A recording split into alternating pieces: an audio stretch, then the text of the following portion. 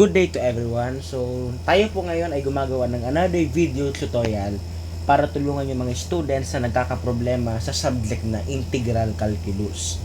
Okay, so ito pong topic na ito ay one of the complex topics under integral calculus. So, itong topic na ito is called integration by trigonometric substitution. This is using the different formulas involved in trigonometric substitution. Okay. So ito example po ito from our textbook.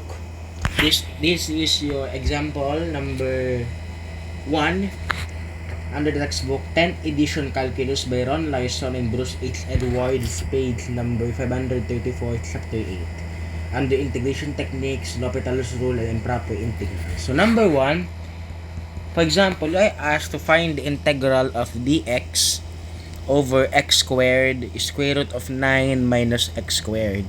So, probably, majority of you will think you are going to bring up the denominator to the numerator, but that is not the right thing to do. So, ngayon, ang kukunin natin, we need to observe that ito po, the 9 minus x squared is in the form, ito po ay kaparehas nitong form a squared minus u squared. Parehas ba? So we could say ulit that x is equivalent to arc sine.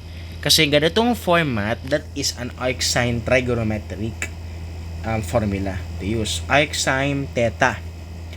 So ang lalabas dito is we are going to use 3 sine theta.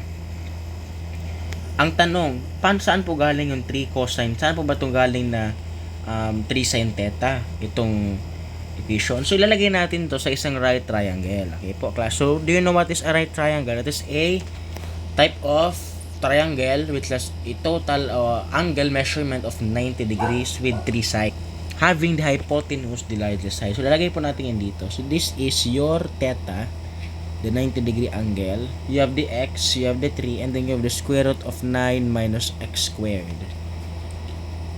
Gagamit tayo dito ng formula since ang hinahanap natin, ano ba hinahanap natin dito? Adjacent. Kasi itong x, this is the adjacent side. So, using the formula sin theta is equal to x over 3, and then the cotangent theta is equivalent to square root of 9 minus x squared over x. So, dapat magamit tayo dito ng SOHCAHTOA. Yan ang ginagamit natin. Kaya lumabas po itong 3 sin theta. So now let's proceed to our main objective to integrate this function. So again, the integral of dx over x squared square root of 9 minus x squared is equivalent to the integral.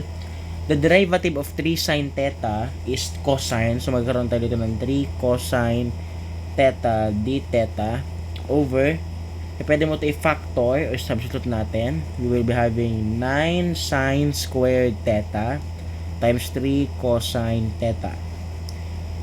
And then, ano mangyayari dito sa labas? 9 times 3 is 27, and then 3 divided by 27 is 1 over 9. Nalabas natin 1 over 9 and make it as a multiplier. And then, natira tayo dito ng d theta over sine squared theta. The next step, itaas natin itong sine squared theta sa numerator. Kaya ang lalabas ito, 1 over 9 integral of cosecant squared theta d theta. After this, we're going to simplify this. Integrate cosecant squared theta. It will become negative 1 over 9 cotangent theta plus c. And replacing the value of the cotangent theta, we will be having negative 1 over 9 times itong cotangent theta, yan ilalagay natin dyan, the square root of 9 minus x squared over x plus c, or we will simplify this in the simplest form of negative square root of 9 minus x squared over 9 times x, 9x plus c. So this is the integral of example number 1 in your textbook.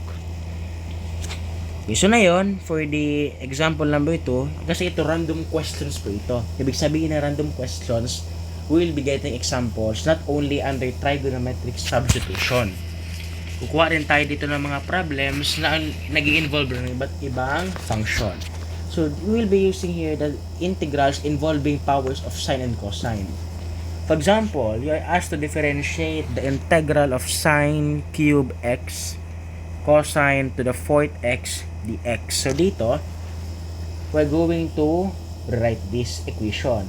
We're going to factor out the sine cube x kasi ang sine squared x meron yun na identity. So may nga dito, we have the integral. Isulat muna natin to. So bawasan natin ng isa yung sine cube, so may siyang sine squared x. Copy the cosine for fourth x, and then ilagay natin yung isang sin x sa labas, tapos yan po ay katabi ng dx. And then we can now integrate the equivalent of sine squared x in their identities, or the double angle or other angle formulas is 1 minus cosine squared x. Ito naman, copy nyo lang na cosine to the fourth x sin x dx. So nasundan po ba? And then we can distribute this to the inner terms. So, may siyang integral of cosine to the fourth x minus cosine to the 6x times sine x differential of x. And then we can now integrate the function. Paano ko pag-i-integrate kaya nito? What is the best way to integrate this? So, we can distribute again the sine x to the inner term. So, we'll be having the integral of cosine to the fourth x sine x dx. May minus ka, so maglalagay tayo dito ng minus integral of cosine to the 6x sine x dx. Ano ang derivative ng cosine? Diba sine? So we'll be having negative integral of cosine to the 4x negative sine x dx.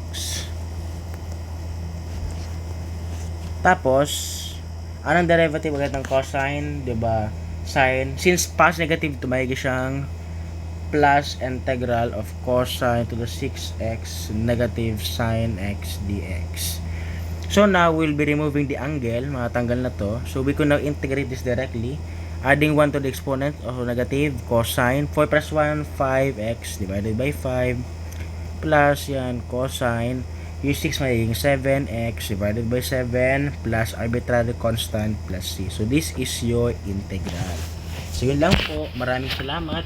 And for more updates, you can subscribe to my YouTube channel and have a preview of the different videos posted in the previous weeks. Thank you.